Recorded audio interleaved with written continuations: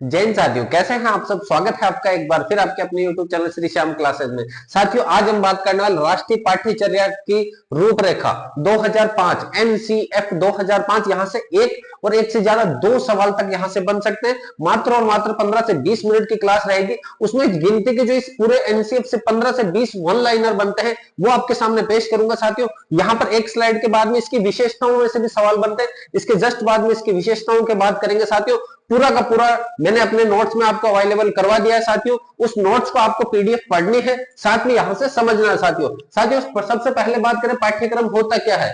National curriculum frame, national curriculum frame, यहां से NCF 2005 इसका नाम है। पाठ्यक्रम का मतलब होता है स्टूडेंट का और टीचर का बीच का जो तालमेल रहेगा। टीचर को पता है कि मुझे छात्र को क्या पढ़ाना है और छात्र को पता है कि टीचर मुझे क्या पढ़ाएगा। मतलब छात्र और टीचर के बीच की कड़ी जो है उसी को क्या कहेंगे अपन, पाठ्यक्रम कहेंगे। साथियों, पाठ्यक्रम को इंग्लिश में कहता है कैरिकुलम। कैरिकुलम का लैटिन भाषा के क्यूरे शब्द से लिया गया है। कौन से शब्द से लिया गया है? क्यूरे, जिसका मतलब होता है दौड़ का मैदान। जिसका मतलब क्या होता है साथियों? दौड़ का मैदान। अब यहाँ पे देखो साथियों, इसकी मतलब अगर अपन याद रखने की देखें तो पाठ्यक्रम एक दौड़ का पूरा ग्राउंड है। पाठ्यक्रम क्या है? पूरा ग्राउंड है। ग्राउंड के जैसे कि पाठ्यक्रम को इंग्लिश में कहता है सिलेबस। सिलेबस एक दौड़ का ग्राउंड है जिस पर आप अपने लक्ष्य के लिए दौड़ रहे हो। अपना लक्ष्य प्राप्त करने के लिए साथियों क्या कर रहे हो? दौड़ रहे हो। जैसे रेट का जो सिलेबस है, पाठ्यक्रम है, वो पूरा एक दौड़ का मैदान है। अब आप उसमें दौड़ रहे हो, आप पढ़ रहे हो। आप दौड़ रहे हो किस लिए पढ़ रहे हो? कि आपकी रेट की पात्रता पास हो जाए। तो आपका जो लक्ष्य है उसको पाने के लिए आप जिस जगह पर दौड़ रहे हो वही क्या है? आपका पाठ्यक्रम है। वही आपका क्या है? पाठ्यक्रम है। आपके स्पोर्ट्समैन की बात करें तो दौड़ के मैदान में वो इसलिए दौड़ता है कि वो फर्स्ट आ जाए। तो उसका वो जो लक्ष्य है फर्स्ट आना, आपका लक्ष्य है रेट की पात्रता पास करना। तो साथियों यही क्या है? आपके पाठ्यक्रम दौड़ का मैदान है। बालक लक्ष्य प्राप्त करने के लिए क्या करता है? दौड़ता है। कनिंघम ने एक परिभाषा दी है, ये भी पूछा जाता है कि परिभाषा किसने दी है। साथियों, कनिंघम यह कहता है कि पाठ्यक्रम पाठ्यक्रम कलाकार के हाथ में एक यंत्र है। जैसे मैं हूं, मेरे हाथ में कोई यंत्र है, मैं अपने उस यंत्र के द्वारा छात्र को लक्ष्य प्राप्ति की ओर ले जाता हूं। वो यंत्र ही क्या कहलाएगा साथियों? पाठ्यक्रम कहलाएगा। कनिंघम ने यह कहा है कि पाठ्यक्रम एक यंत्र है। पाठ्यक्रम क्या है? एक यंत्र है जो शिक्षक के हाथ में है। उस यंत्र की सहायता से शिक्षक छात्र को उसके लक्ष्य की ओर लेकर जाता है। साथियों, तो पाठ्यक्रम को क्या कहा गया है? अब यहां पे सवाल यह बनता है कि कनिंघम ने कलाकार किसको कहा है? शिक्षक को कहा है। सामग्री किसको कहा है? विद्यार्थी को कहा है। यंत्र किसको कहा है? पाठ्यक्रम को कहा है। साथियों, और वो लक्ष्य प्राप्ति की ओर ले जाता है। पाठ्यक्रम की अब तक 4 रूपरेखा बनकर तैयार हो चुकी है। साथियों, पाठ्यक्रम की रूपरेखा कितनी बन चुकी है? साथियों 4 बन चुकी है अभी तक। अगर यहां बात करें पहली 1975 में, पहली कब आई है? 1975 में। एक बार वापस बोलो, पहली कब आई है? 1975 में आई है। दूसरी कब आई है?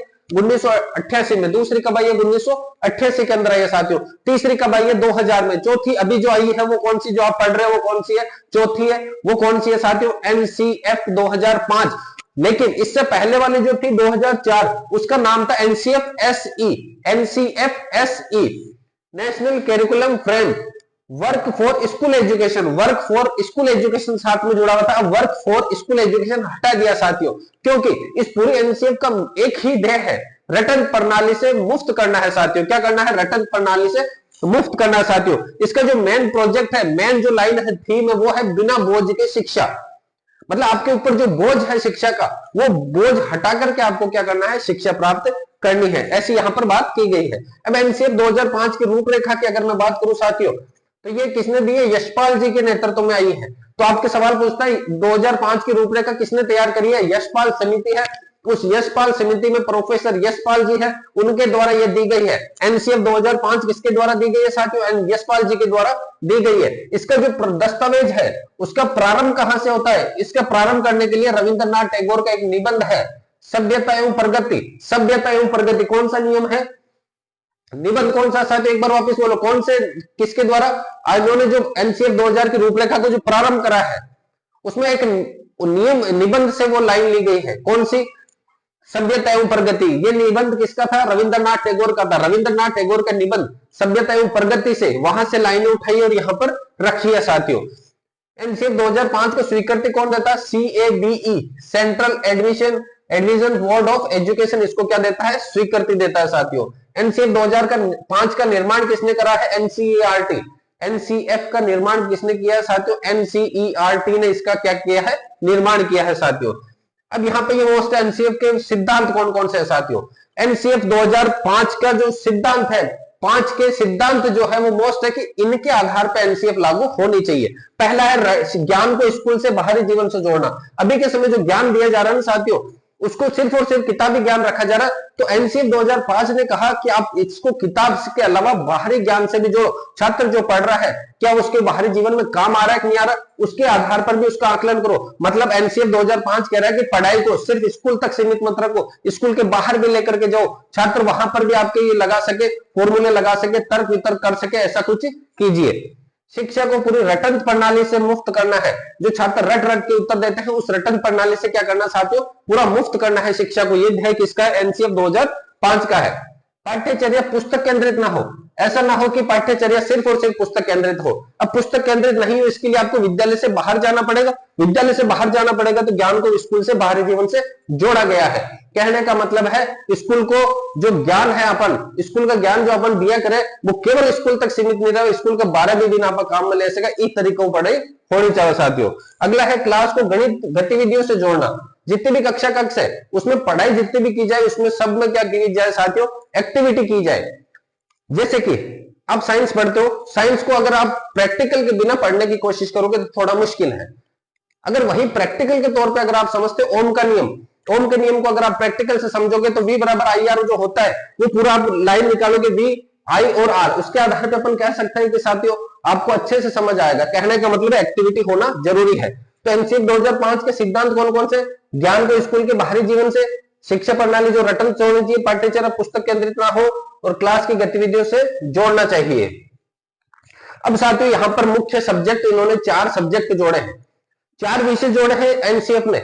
चारों विषयों के बारे में सवाल पूछता है। सवाल किस प्रकार से होगा कि एनसीएफ 2005 के अनुसार कौन सा विषय नहीं जोड़ा गया, कौन सा विषय जोड़ा गया। तो पहला है भाषा। भाषा कैसी होनी चाहिए साथियों? भाषा बहुभाषा या मातृभाषा में पढ़ाई होनी चाहिए।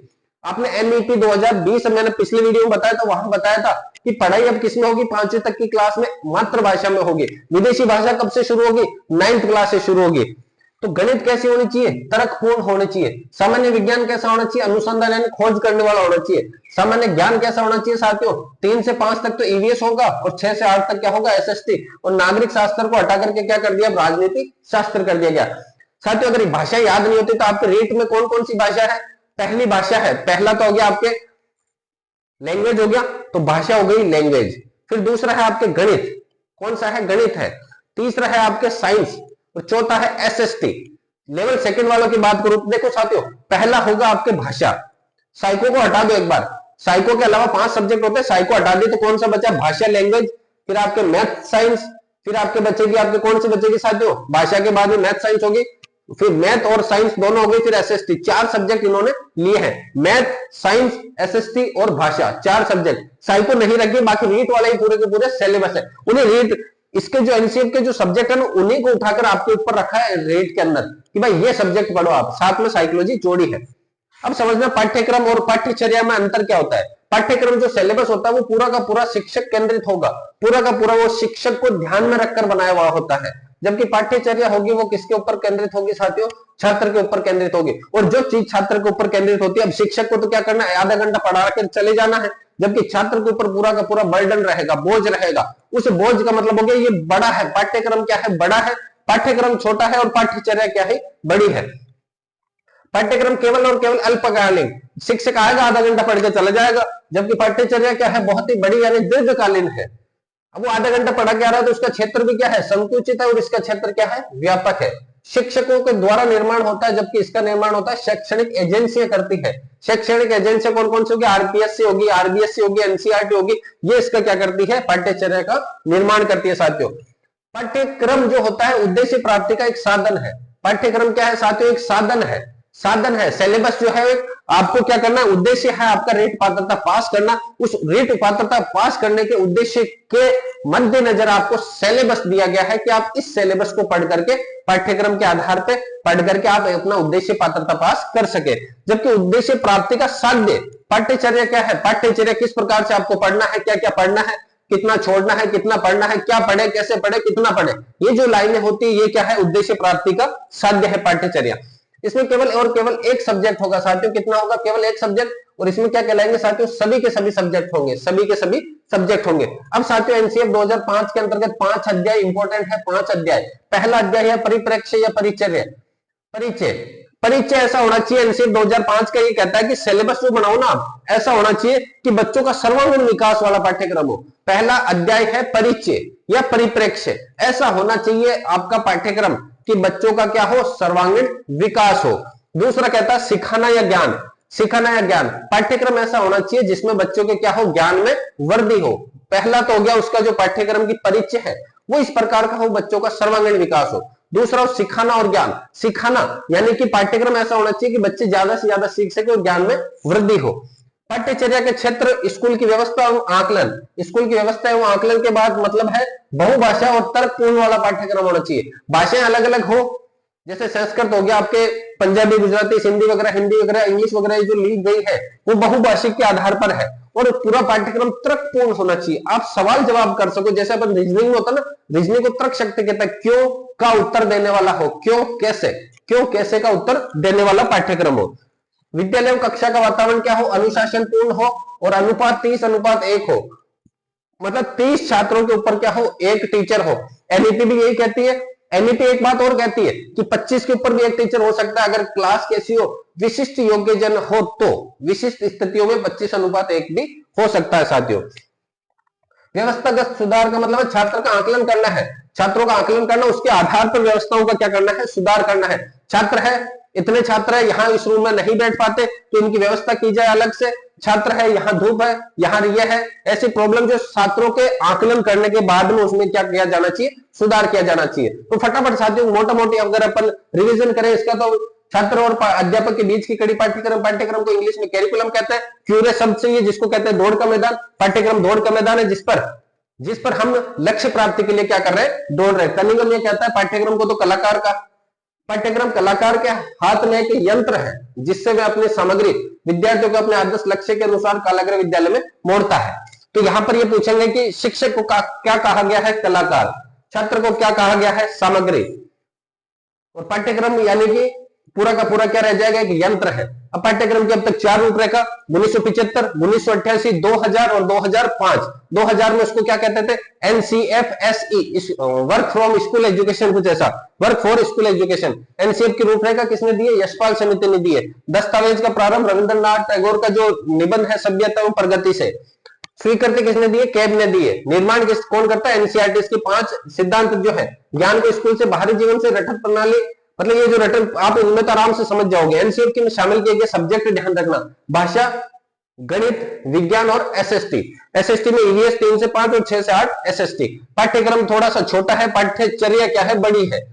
एनसीएफ के अंतर्गत 5 सब्जेक्ट है, परिप्रेक्ष्य या परिचय, सीखना, ज्ञान, पाठ्यचर्या के दौरान और स्कूल के क्षेत्र की व्यवस्था का आकलन, विद्यालय और कक्षा का वातावरण और व्यवस्था का सुधार। साथियों ये था मोटा मोटी। अब बात करेंगे इनकी विशेषताओं की। विशेषताओं से 100% की सवाल बनने की पूरी संभावना रहती है साथियों अगर क्लास पसंद आ रही है तो वीडियो को लाइक जरूर करें। जितने ज्यादा लाइक होंगे उतना ही ज्यादा ये वीडियो ट्रेंडिंग में होगा। साथ में आपको क्या करना है, अपने दोस्तों को शेयर भी करना है कि शॉर्ट में क्लास आ रही है, हर एक टॉपिक आपको समझाया जा रहा है। दिन में 2 से 3 क्लासें अपन अपलोड करते रहेंगे साथियों। तो अब बात करते हैं एनसीएफ की विशेषताएं। साथियों अगर इस प्रकार के पूरे नोट्स अगर आपको चाहिए तो हमारे व्हाट्सएप नंबर पर संपर्क कीजिएगा। साथियों व्हाट्सएप नंबर मैं बता देता हूं, यहां पर आपको संपर्क करना है और 21 रुपए इस पूरे पीडीएफ का, उसके अंदर आपको साइकोलॉजी के पूरे नोट्स, हिंदी की टीचिंग मेथड, हिंदी की पूरी ग्रामर और संस्कृत के मोस्ट इंपोर्टेंट टॉपिक आपको दिए जाएंगे साथियों। संपर्क करना है आपको 8890620764 पर, यहां पे व्हाट्सएप मैसेज करना है। और उसका चार्ज मैं पहले ही बता देता हूं, 21 रुपए इसका क्या रहेगा, चार्ज रहेगा साथियों। 21 रुपए में आपको psychology, Hindi teaching method, Hindi की ग्रामर और संस्कृत की पूरी ग्रामर का नहीं, मोस्ट इंपोर्टेंट 8 से 10 टॉपिक की ग्रामर दी जाएगी साथियों बात करते हैं एनसीएफ 2005 की विशेषताएं। यहां से सवाल बनता है साथियों, इस विधि के अंदर एनसीएफ 2005 में सबसे ज्यादा जो बल दिया गया है वो प्रोजेक्ट पर दिया गया है। प्रोजेक्ट जो होता है अपन को, अगर आपने दिए हो बीएड और बीएसटीसी के अंदर फाइनलाइजेशन जो देते हैं अपन एक चार्ट वगैरह बना के ले जाते हैं, वही आपका क्या है, प्रोजेक्ट है। प्रोजेक्ट छात्रों को दिए जाए और प्रोजेक्ट पर बल दिए जाए, छात्र इससे क्या करेगा, खुद करके सीखेगा। क्या करेगा, खुद करके सीखेगा। साथियों ये प्रोजेक्ट विधि किसने दी है, विलियम किलपैट्रिक ने दी है। साथियों वीडियो किस किसने कौन कौन सी दी है, एक क्लास लेकर के आऊंगा मैं जिसमें अपन पूरी ट्रिक से वीडियो याद करेंगे। जैसे कि अगर मैं बात करूं डाल्टन विधि किसने दी है, आपको पूछा याद रहे कि डाल्टन विधि सर किसने दी है, लेकिन अपन को अगर मैं बात बताऊं आपको, डाल्टन विधि, डाल्डा घी जो होता है वो जमता है, जम गया तो उसको क्या करते हैं अपन, हिलाते हैं। डाल्डा जो घी हो गया उसको जमने पर क्या करते हैं, हिलाते हैं। तो डाल्टन विधि किसने दी है साथियों, हेलन ने दी है, पार्कस्टर हेलन ने दी है। डाल्टन विधि यहां पर है, किसने दी है साथियों, पार्कस्टर हेलन ने दी है। अगला है ज्ञात से, इसके अंदर अगर मैं बात करूं, ज्ञात से अज्ञात और मूर्त से अमूर्त दो सिद्धांत भी दिए गए साथियों। कौन कौन से दो सिद्धांत दिए साथियों, ज्ञात से अज्ञात। ज्ञात आपको जो चीज है उससे आप किस चीज की तरफ जाओ साथियों, अज्ञात की तरफ जाओ। अज्ञात से किस तरफ जाना है आपको, अज्ञात जो चीज आपको ज्ञात नहीं है, जैसे कोई सूत्र है आपको पता है, उससे आप उस सूत्र के लगा करके उत्तर की तरफ जाओ जो आपको नहीं पता है। मूर्त, मूर्त का मतलब हो गया जो चीज आपके सामने है, जो चीज आपके सामने है। जैसे अगर मैं बात करूं, जैसे मोबाइल फोन मेरे सामने है, इससे मैं किस तरफ जाऊं, जो मेरे सामने नहीं है, मतलब जो मेरे सामने किताब पड़ी है उससे मैं उसको याद करते करते समय उसके अंदर की तरफ जाऊं। यानी कि सामने जो चीज है वो मूर्त है, जो पीछे की तरफ आपके माइंड में चल रही है, अचेतन मन में चल रही है, वो क्या है, अमूर्त चीजें हैं।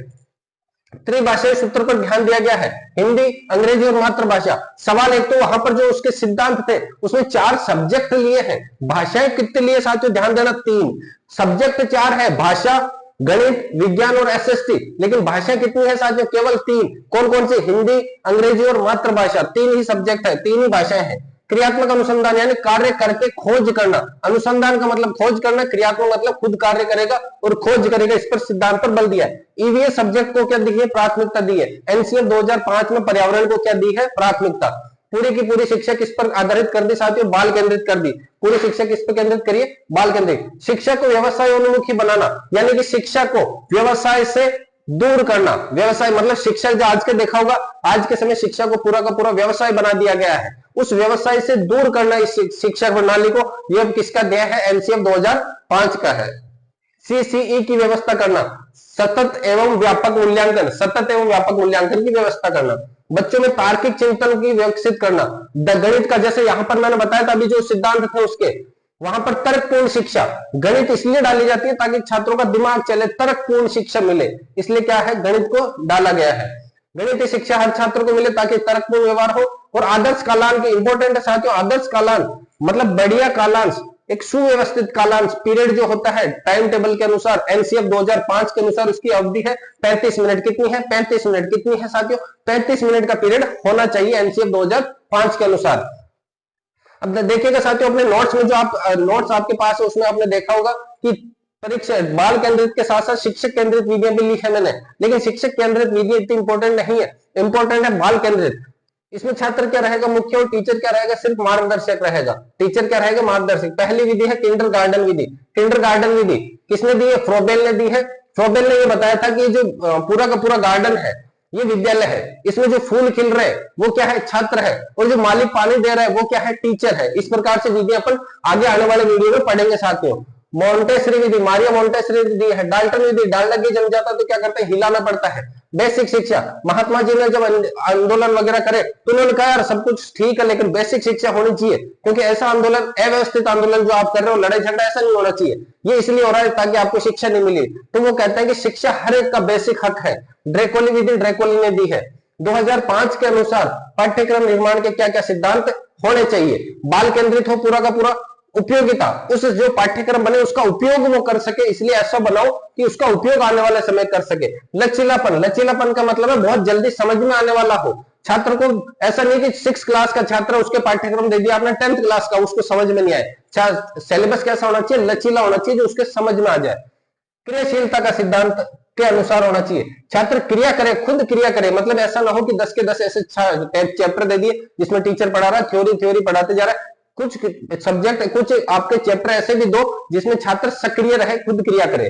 क्रमबद्धता का सिद्धांत, तो ऐसा नहीं हो कि पहला चैप्टर पहली प्रश्नावली जो देनी चाहिए थी वो लास्ट में दे दी, और जो सबसे हार्ड प्रश्नावली वो पहले दे दी। ऐसा नहीं होना चाहिए, क्रमबद्ध रूप से होना चाहिए, व्यापक होना चाहिए, बड़ा होना चाहिए, संतुलित होना चाहिए पूरा का पूरा पाठ्यक्रम। आपके सभी विषयों का सह संबंध, आपस में सह संबंध हो, सब सब्जेक्ट एक दूसरे से जुड़े हुए होने चाहिए। ऐसा नहीं कि सामाजिक अपने किसी काम के लिए, अपने संस्कृत किसी काम के लिए, इंग्लिश किसी काम के, सब सब्जेक्टों का क्या होना चाहिए, संबंध होना चाहिए। उच्च कक्षाओं की आवश्यकता को ध्यान में रखते हुए आपको सिद्धांत बनाने हैं।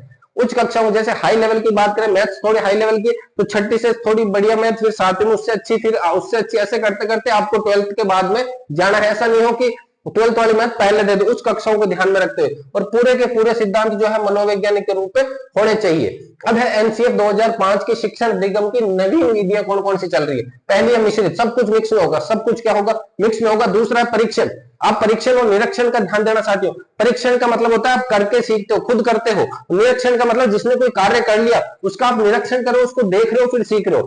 परीक्षण का मतलब तो हो गया खुद कार्य कर रहे हो, और निरीक्षण का मतलब हो गया किसी का जो कार्य है करा हुआ वो आप देख करके उसको सीख रहे हो। करके सीखने पर बल देता है और सामूहिक शिक्षा पर बल देता है। अब देखो साथियों, अगर आपको ये पूरा का पूरा नोट्स चाहिए, साइकोलॉजी के नोट्स चाहिए, हिंदी ग्रामर के नोट्स चाहिए, और आपके संस्कृत ग्रामर के, और साथ में हिंदी की टीचिंग मेथड चाहिए, तो आपको इन नंबर पर संपर्क करना होगा। जो भी चार्ज है मैंने बता दिया है आपको विद इन 1 मिनट के अंदर जवाब दिया जाएगा। साथियों अगर क्लास पसंद आ रही है तो बस कंजूसी मत करना, क्या करना है, लाइक करना है, और ज्यादा से ज्यादा क्या करना है, शेयर करना है। और अगला टॉपिक क्या होना चाहिए आप कमेंट में जरूर करें साथियों। जो भी आपका कमेंट ज्यादा आएगा उसी टॉपिक के ऊपर अगली क्लास रहेगी साथियों। मिलते हैं अगली क्लास में, तब तक के लिए जय हिंद, वंदे मातरम।